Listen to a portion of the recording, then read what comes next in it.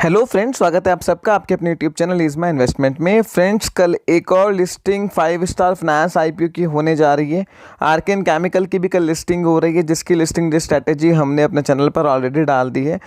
इस साल का सबसे सुस्त आईपीओ रहा है 5 स्टार फाइनेंस, जहां पर सब्सक्रिप्शन भी पूरा नहीं हुआ है।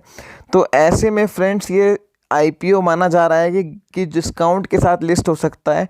तो क्या ऐसे में गिरावट में ख़रीदारी का मौका है? इस बारे में इस वीडियो में हम बात करेंगे। फ्रेंड्स, कल मंडे को आईपीओ लिस्ट हो रहा है। 70% ही आईपीओ भरा था। रिटेल पोर्शन कुल 10% 11% के आसपास भरा था। एक बार तो ये बात हो रही थी कि ये आईपीओ कहीं कंपनी वापस ना ले ले, पर जो लिमिटेशन है, जो क्राइटेरिया है, उसको ये सेल थ्रू कर गया और अब फाइनली जो है इसकी लिस्टिंग होने जा रही है।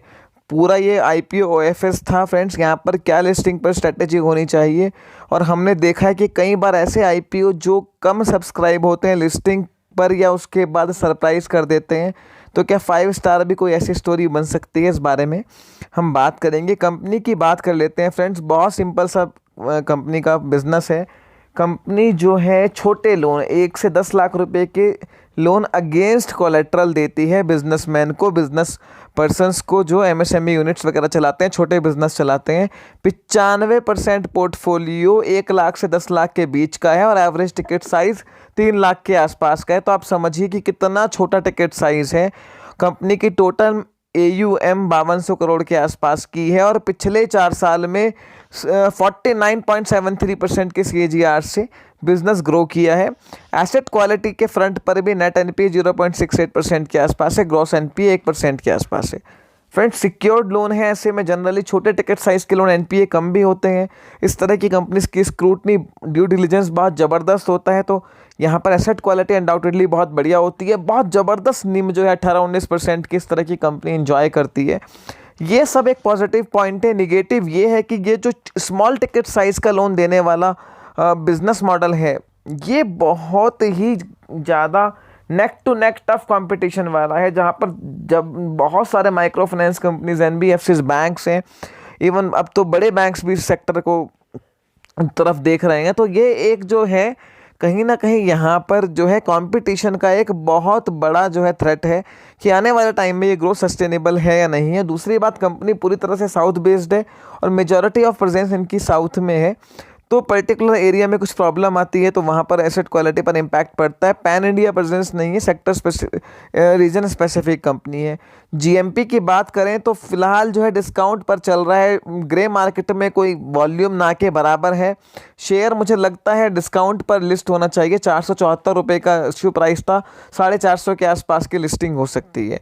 फ्रेंड्स, यहाँ पर अगर मैं बात करूँ तो कंपनी में मुझे ऐसा कोई प्रॉब्लम नहीं लगती है। ग्रोथ भी आने वाले टाइम में देखने को मिलेगी, पर मैनेजमेंट ने यहाँ OFS है, वैल्यूएशंस बहुत महंगे रखे हैं। अगर इस स्टॉक को थोड़ा सा सस्ता वैल्यूड करते तो ये अच्छे से बढ़ता भी और लिस्टिंग पर भी पैसा दे के जाता। 24-25 रुपये के पी पर स्टॉक आपको मिल रहा है। बुक वैल्यू के फ्रंट पर भी देखें तो 3-3.5 गुना के आसपास की बुक वैल्यू पर जो है स्टॉक आपको मिल रहा है। AU स्मॉल फाइनेंस और आवास इनके कॉम्पिटिटर इन्होंने दिखाए हैं, जो थोड़ा सा 34-35 के पी पर ट्रेड कर रहे हैं। हालांकि वो स्मॉल फाइनेंस बैंक है, उनका और इनका कोई डायरेक्ट कंपैरिजन नहीं है। मुझे वैल्यूएशंस इसके बहुत महंगे लगते हैं, पर फिर भी ग्रोथ को देखते हुए जो है वैल्यूएशंस जस्टिफाइड हैं और अगले 1-2 क्वार्टर में अगर रिजल्ट अच्छे आते हैं तो स्टॉक परफॉर्म भी कर सकता है। फ्रेंड्स, यही बात हम फ्यूजन माइक्रो को लेके कह रहे थे कि ग्रोथ बढ़िया है, मैनेजमेंट एक्सपीरियंस्ड है, तो आने वाले टाइम के रिजल्ट्स देखे जाएंगे। अब स्ट्रेटेजी की बात करते हैं। जिन्होंने लगाया है, जितना भी लॉट लगाया सबको मिल गया और 11% रिटेल में भरा है। तो फ्रेंड्स, मेरा मानना है कि ऑब्वियसली मुझे नहीं लगता इस IPO में किसी ने लिस्टिंग गेन के लिए पैसा लगाया होगा। 11% जो भरा है, जिन्होंने भी लगाया होगा वो सब वही इन्वेस्टर हैं जिन्होंने फाइनेंशियल स्टडी करके लॉन्ग टर्म के लिए लगाया है। तो फ्रेंड्स, ऑब्वियसली लिस्टिंग वाली तो कोई बात है नहीं। मेरा मानना है कि यहाँ पर लॉन्ग टर्म के लिए आप बने रह सकते हैं।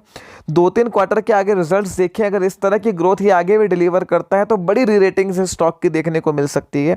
अगर फ्यूचर वैल्यूएशंस की बात करें और पास्ट ग्रोथ की बात करें, अगर एसेट क्वालिटी को मेंटेन करते हुए स्टॉक आगे बढ़ता है तो अगले 2-3-4 क्वार्टर में अगर हम फॉरवर्ड अर्निंग इसके FY24-25 की देखें तो वैल्यूएशंस कहीं से भी महंगे नहीं लगते हैं। तो फ्रेंड्स, यहाँ मेरा मानना है 1 से 2 साल के हिसाब से अगर आप बने रहते हैं लॉन्ग टर्म के लिए, छोटी ही क्वांटिटी रखें इस तरह की कंपनी की, कोई बड़ी क्वांटिटी रख के ना चले, तो ये स्टॉक यहाँ से आपको अच्छा खासा रिटर्न दे सकता है।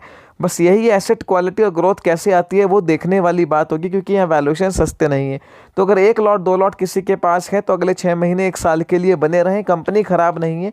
फिलहाल वैल्यूएशंस महंगे हैं, अगर रिजल्ट्स अच्छे आते हैं तो स्टॉक यहाँ पर एक बड़ा मूव आपको दे सकता है। कल लिस्टिंग मुझे लगता है फ्यूजन माइक्रो की तरह लिस्टिंग पर 10-12% की करेक्शन आ सकती है और उसके बाद ये कहीं ना कहीं कंसोलिडेट स्टेबल हो सकता है, पर लॉन्ग टर्म के हिसाब से कंपनी खराब नहीं लगती है। फर्दर आपकी कोई भी क्वेरी इस वीडियो को लेकर हो, feel free to ask me in the comment section. Video पसंद आई है फ्रेंड्स के साथ शेयर कीजिए। आपके अपने YouTube channel is my investment को सब्सक्राइब करना ना भूलें। थैंक